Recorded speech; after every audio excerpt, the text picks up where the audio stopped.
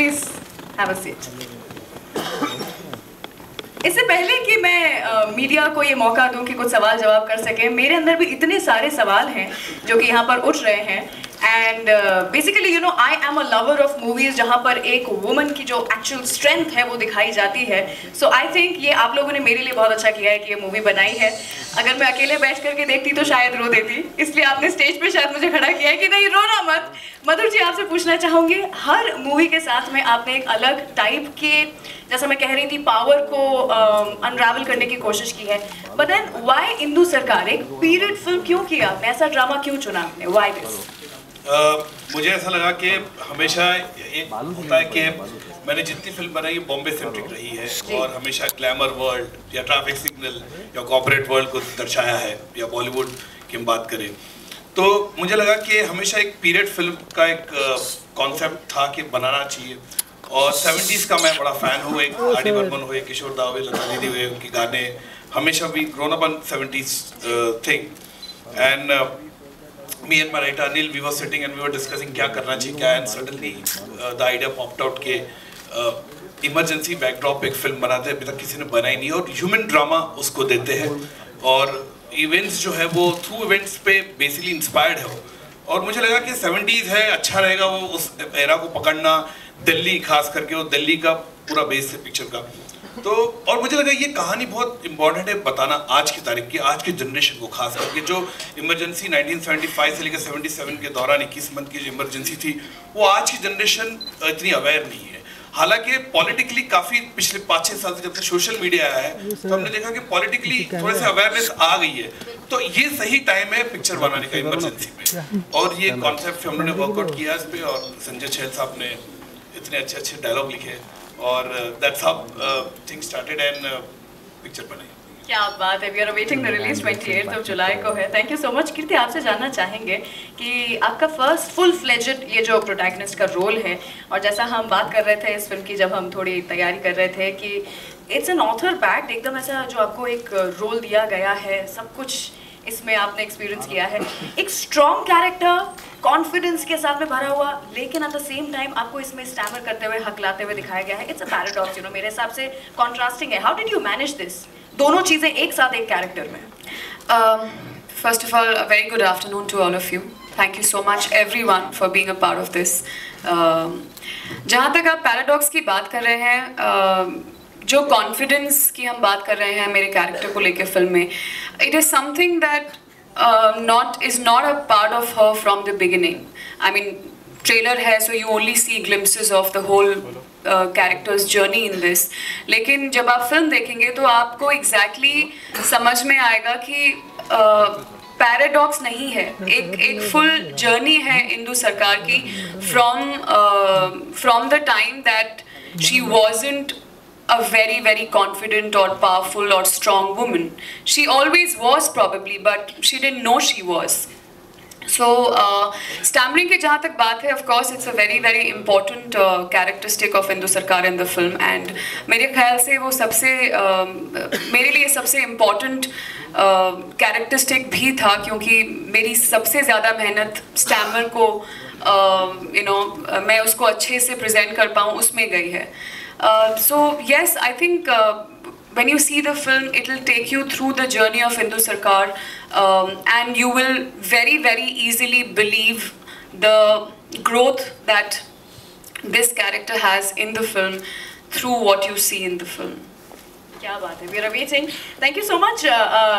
टोटा जी भी हमारे साथ में आज यहाँ पर हैं ऑन स्टेज। पहली बार आप वहाँ से बंगाली फिल्म इंडस्ट्री से निकल करके यहाँ पर एक फुल फ्लेजेड रोल कर रहे हैं, जो कैसा लगा आपको? How was the experience of working with Madhur ji and the whole team? In short, I can say that I've done quite a few films, but these 22-24 days that I've spent with Madhur ji was the happiest period of my life. Wow. In terms of my and an artist. क्या Thank you, बात Madhur है। ji. And what about your character? All I can say that Madhur ji gave me a very specific brief as to what Naveen Sarkar is supposed to be like. And I just stuck to my brief. I am in the habit of listening to my director only, and only to the director. And of course, there was Sanjay ji and Anil ji, our script writers, and they also tutored me in the how the character would be like. So I kept that in mind and listened to what Madhur ji had to say. Wonderful. Thank you so you. much for that. अनुपम जी, एक अलग type का सवाल आपसे पूछना चाहूंगी. इस समय में है, क्या माहौल भी आप लोगों का, क्या जिंदगी आपकी ऐसी हो गई थी कि आप 70 के दशक में पहुंच गए हैं? First of all, congratulations. It's a mind-blowing trailer. Very powerful, very जिसे कहते हैं रोंगटे खड़े करने वाला. And as a cinema goer, I think it's going to do brilliantly well based on the film, and everybody's done amazing work. 12 फिल्में बना चुके हैं मधुर भंडारकर साहब जी. और हर फिल्म के बनाने से पहले मैं इनको बोलता था फोन करके खुद के सामने से कि मधुर जी फिल्में ले रहे हो कि नहीं ले रहे. You can ask him. Yeah. He is witness to this. Every film, whether I had done 400 films, 380 films, 500 films, I used to pick up the phone the moment, and usually it was Ashok ji who used to say कि शुरू कर रहा है film. तो वो मेरे गुप्तचर विभाग के हैं, वो हर जगह की खबर मेरे को देते रहते हैं. तो हर फिल्म के शुरुआत होने से पहले इनको ये राइटर को बुलाते होंगे और मैंने हर फिल्म से पहले इनके साथ स्ट्रगल किया है. So and I'm saying it proudly. I think that's why I can do so much work, because the directors that I want to work with, there is no smallness about going and asking for work. I think the whole homework was done by Madhur and his brilliant writers. We didn't have to do anything. We just needed to believe that what he has believed in, that we have to perform. So to say कि हमने कुछ ज़्यादा किया है, and luckily for me it was more exciting because I have 3-4 different get-ups in the film because of the story. जहाँ तक 70 की बात है, nobody lives any era or any years thinking कि आज से 40 साल बाद मैं इस era को दोबारा देखने वाला हूँ. जी बिल्कुल. We have lived those eras. We have lived those years. आज से 20 साल बाद अगर 2017 पे कोई फिल्म बनेगी तो I will not say अरे I lived those 17 years. But it's very, very gratifying to be part of good cinema. And as you very correctly said in your introduction, कि it's the power of a woman that is reflected so brilliantly. So and the background is emergency. Luckily आजकल क्या है कि Indian cinema has reached a stage where audiences do understand cinema. You just have to make them believable. So congratulations, well done. मेरे दोस्त 12वीं film में आपने मुझे ले लिया, मैं आपका शुक्रिया अदा करना चाहता हूँ. And I'm like a bad habit now. He's not going to make a film without me. Commitment ले लिया है सर. मधुर जी, लेकिन बहुत सारे लोग हैं, अब आपको फोन आने वाले हैं. Very good evening, very good afternoon to everybody. Hi, sorry. Well, 1975, I wasn't born in 1975, I was born in 1982. So, the first time Sir called me to the office and narrated me a synopsis, I said definitely, because I was very, very bad in history as a student. So this was my chance to go back in time and probably study something that I wasn't aware of as much, and I didn't know a lot of. So during the 115-day session that we had with him every day for about an hour, 2 hours, he would kind of tutor me through the entire series of events that happened in 1975, and that really attracted me towards the film as well. As far as the look is concerned, I was extremely skeptical to begin with. We first initially thought that we'll probably shave off the head and try and see if we can just recreate the look by actually going bald. And I was ready to do that, but unfortunately I had commitments of 2 other films at the same time. और आप शादी भी करने वाले. और जी हाँ, और मेरी शादी होने वाली थी. ये सच है. तो उस समय I just requested him if he could do something else. So we tried prosthetics. So the entire makeup team, Vikram sir, my entire team, Wasim bhai, Vicky, all of us, we all sat down and we sat in the office for about 6-7 hours and slowly went into stages and created the look. And once that was done, I got a little confidence. And then, of course, the script came. Sanjay ji's lovely dialogues were there. And then I think he gave me a free hand and said, okay, just recreate the character. And thank you, sir. Thank you so much. It's my second film with him, and I'm extremely proud that I feel very thankful to you and grateful that you consider me to be a part of this film. Thank you. मधुर जी शादी के बाद shoot करना चाहिए था, शादी के बाद वैसे भी बाल होता है, तो आधे गायब हो जाते हैं। अभी तक है वैसे। Alright, with this, कि जिनके बाल नहीं होते उनकी शादी।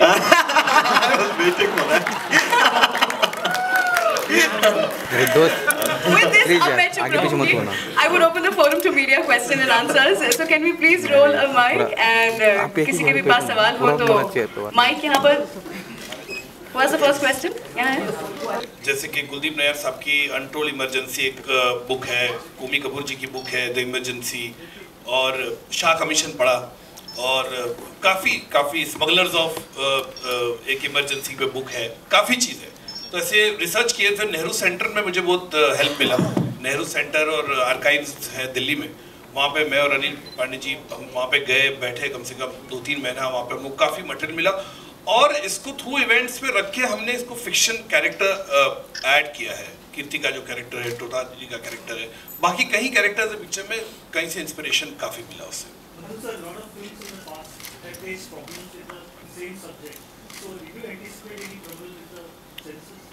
So far, though, I don't know. I hope censor will be very lenient to this film and pass this film, because I do apprehensive होता है कभी-कभी, because censor has problem पहले भी होता है, and खास करके पॉलिटिकल फिल्म होती है। तो so far तो ट्रेलर तो पास हो गया, तो I hope के पिक्चर भी इसको पास हो जाए। काय झालं? आतापर्यंत असं काय झालं नाही, आणि तुम्ही आता ट्रेलर नंतर बघायचं। तुम्हाला काय वाटतं? होऊ शकतं ना, बघूया। अच्छा मधुर जी, आपने कहा ये रियल इधर है आप? इधर जलवा ये अच्छा था। आपने कहा कि ये रियल इंसिडेंट पे बेस है, इंस्पायर्ड है मैंने। इंस्पायर्ड। हाँ, करेक्ट। तो वो जो लास्ट का डायलॉग था कि आप माँ बेटे के गुलाम हैं, हाँ, कि वो रेफरेंस किसका था? सब वो रेफरेंस कैरेक्टर्स का था। मेरे ख्याल से उसको टोटलिटी में जो आप सोच रही हैं वही था। वो सब लोग बैठे सोच रहे हैं। कुछ बातों के बारे में बोलना जरूरी नहीं है। आपका सवाल में अपने आप ही जवाब है। And Neil, since now you're married and this is your first film after marriage, so this film is going to bring loads of happiness to you. What do you have to say? Well, the day I started my career as a child star, actually I started my career with Anupam Uncle. So ever since then I've been very happy. I'm extremely happy being. देखो child star में कोई uncle बुलाते थे, ठीक है। अब शादीशुदा हो, थोड़े दिन में बच्चे हो जाएंगे। अब मुझे अंकल से रेफर नहीं करो तो अच्छा। मेरे सीनियर और मधुर भंडारकर की फिल्म है। एक फिल्म कर चुके हो। Well, I'm just very proud being a part of this industry. I'm born in this beautiful family of creators and makers.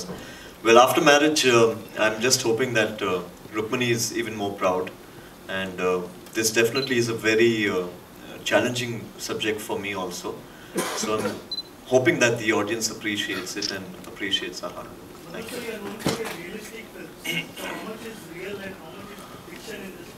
Well, 70-30 पकड़ लो। 70% is fiction and 30-40% would say real, जो inspired है, जो जिसके बारे में डॉक्यूमेंटेशन है या उसके बारे में बोला गया है, किताबों में लिखा गया है। डेफिनेटली इमरजेंसी का बैकड्रॉप अगर फिल्म बनाओगे तो कहीं ना कहीं जाके इसको एक इंस्पिरेशन तो मिलता ही है। तो काफ़ी चीज़ें से आप को रिलेट करोगे जब आप टोटलिटी में इसको पिक्चर को देखोगे। तो अजीज दादा का गाना इसलिए चुना क्योंकि मेरे ख्याल से 70s में ढलता सूरज धीरे धीरे जितना पॉपुलर गाना था वो मुझे रिक्रिएट करना था, और हमारी जो म्यूजिक कंपनी सारेगामा से हमारा टाइप हुआ है, तो वो चाहते थे कि कोई ऐसा गाना जो रेट्रो हो, जो पॉपुलर हो। मेरे ख्याल से अजीज दादा साहब की जो कवाली है वो एक बड़ी फिलोसॉफी को लाता है, चाहे वो कोई भी क्षेत्र में हो। मेरे ख्याल से वो जो फिलोसॉफी सबके लिए वो लागू होती है, इसलिए वो पॉपुलर कवाली मैंने चुनी क्योंकि एवरीबडी रिलेट्स टू इट, चाहे in whichever field he is. So I think that qawwali is very much relevant in the film also. Madhu sir, Justin here, right? Mr. Justin from PTI. Yeah. Madhu sir, yeah. On this, the film of course has the backdrop of emergency, and there is an of course reference to Indira and Sanjay Gandhi as well. Do you think a film like this would have been possible, say 5 years ago when the UPA was in power? Well, I don't know, but you know, I think like I said, it's not nothing like that planned or something. कि अगर UPA government है तो हमने बनाया, NDA की government है हमने बनाया. It's nothing like that. You just feel के like that कि any film, for me, banning any film or book or anything, it should not be done. Anything. I think freedom of expression की हम बात करते हैं तो that has to be in Hollywood. We see so many films being made over there. You're right. Actually, I was about to say a reference like Titanic, for example. You know, he So many recreated movies, a film Titanic with a very nice JFK. Yeah, Yeah, with so a many nice. movies. You know. So I think मुझे ऐसा लगता है कि किसी चीज़ पे पाबंदी ऐसी होनी नहीं चाहिए, and everybody has this right to हमें interpretation होना चाहिए उस film का.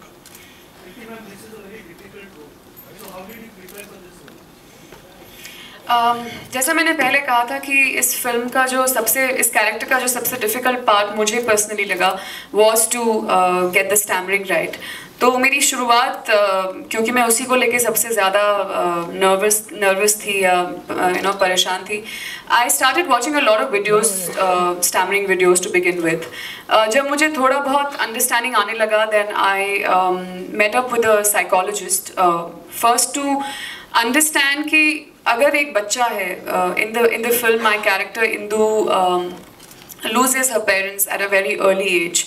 तो मुझे समझना था साइकोलॉजिस्ट से कि अगर एक बच्चा अपने माँ बाप खो देता है, and specially if a child has a speech impediment from the very beginning, how does it affect the child psychologically, emotionally, mentally through the years of childhood, and of course how he or she shapes up as an adult. So that's something that I understood from a psychologist. Uske baad my most important and final step was to meet a speech therapist, and I met her. I sat through the whole film. We decided, now stammering in itself is such a vast subject, like there are so many different kinds of stammering कि हमें freeze करना था, हमें zero upon करना था कि ऐसा क्या है जो मैं cinematically carry कर सकती हूँ through the film, something that looks consistent, something that doesn't look fake, something that people don't laugh at. I think it's very important. It was a very important. I think Madhur in his जो हमें brief मिला था, ये बात बहुत important थी कि stammering ऐसी ना हो कि इस तरह से ना हो कि लोग हंसें उस पे, because it just takes you away from the whole purpose of the character and the whole film.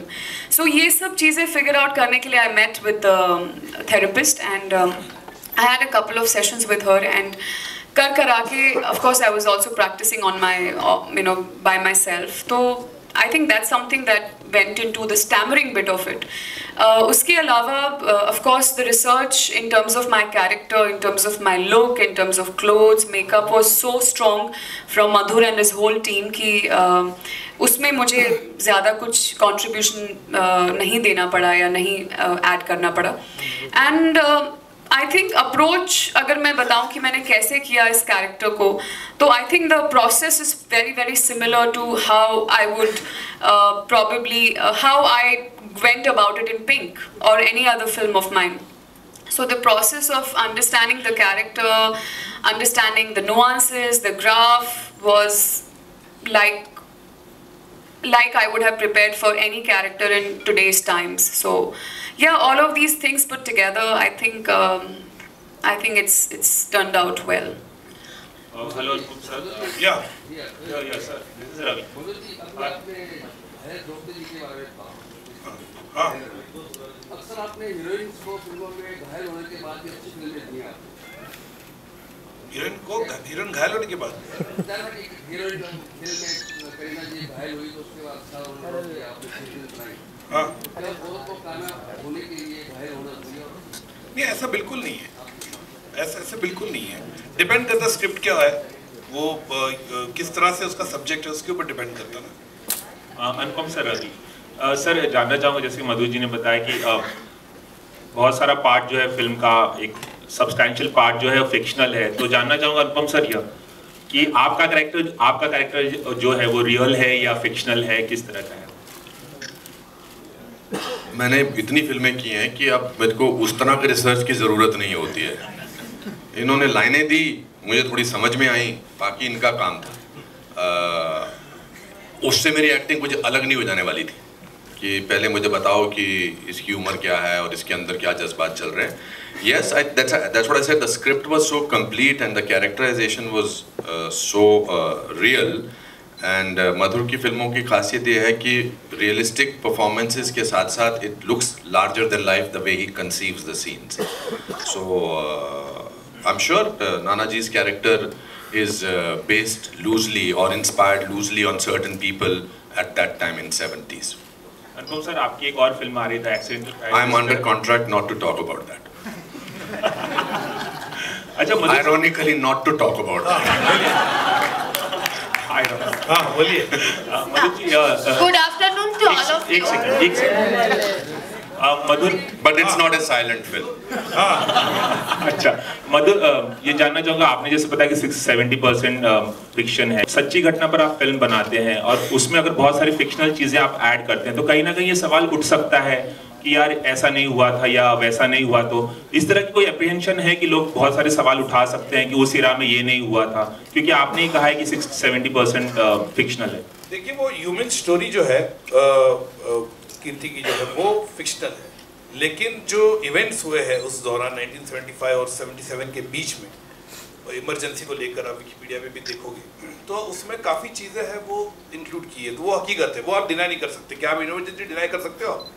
नहीं कर सकते ना। जो आपातकाल हुआ था, घटना हुई थी जून से लेकर 1977 तक, 75 से 77 तक तो हुई थी, तो उसमें आप नकार नहीं सकते कि ऐसी चीज़ें नहीं हुई थी। वो तो हकीकत है, वो तो उसी में वो तो दिखाया उसमें।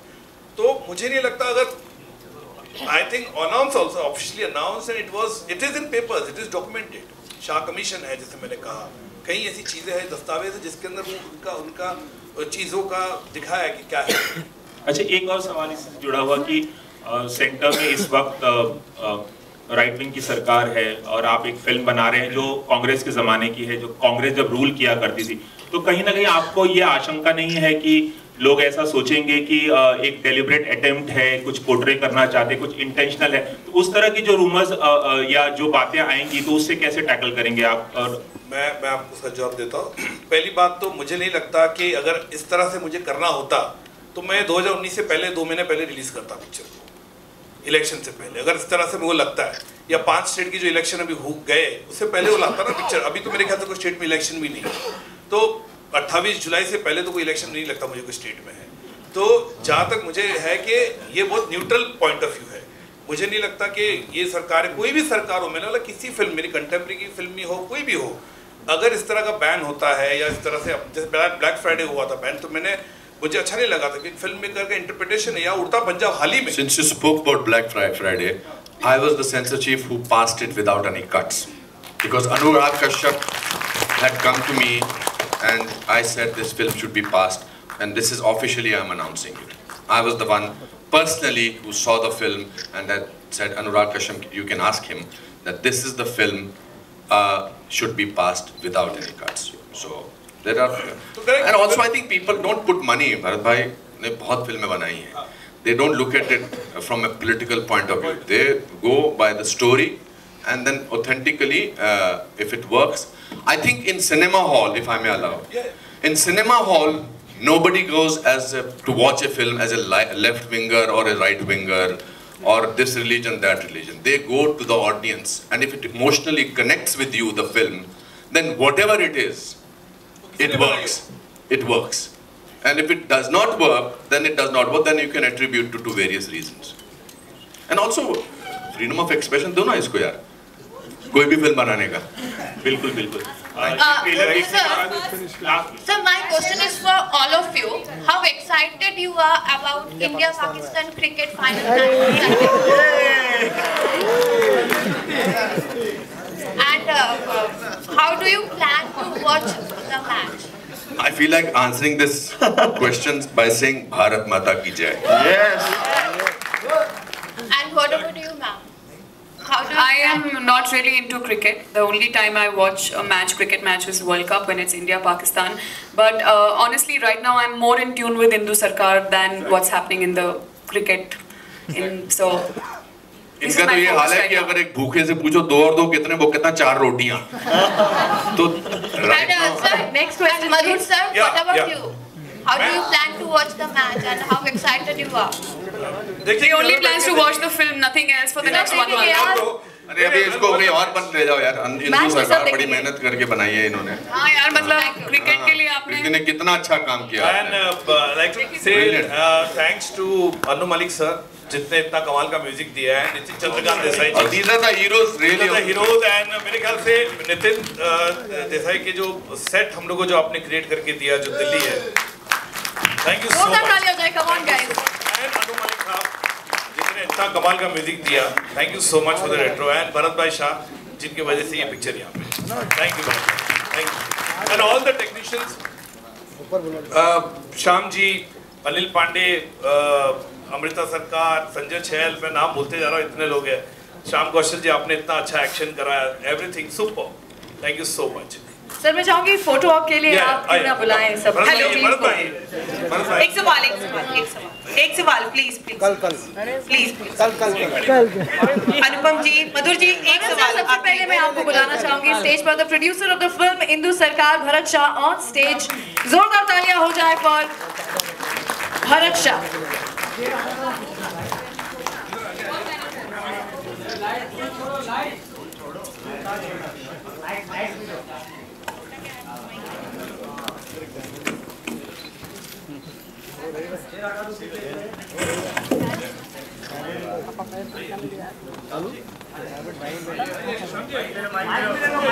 सर मैं चाहूंगी आप इनवाइट करें सबको for photo. Anu ji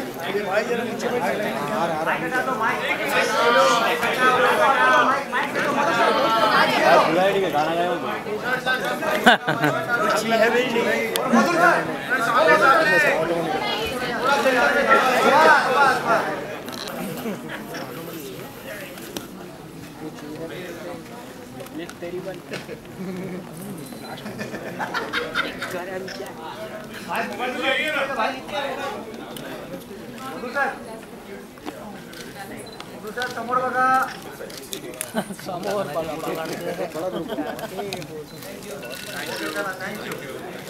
Thank you so much, all you lovely media members, for being a part of this afternoon. Star cast का यहाँ पर हम ले रहे हैं, फोटो ऑफ करेंगे। अनु जी आगे लगा दिया। पानी डालने का कोई मनोज पानी डालो, पानी लगा Manoj. Don't forget people, 28th of July को when you go and watch this film, you have to give this film a standing ovation because it is about a woman who stands up for the nation against the system. हाँ भाई, star cast की photo. अरे star cast सुन लिया। देवेंद्र जी को भी मैं चाहूंगी कि वो स्टेज पर आए।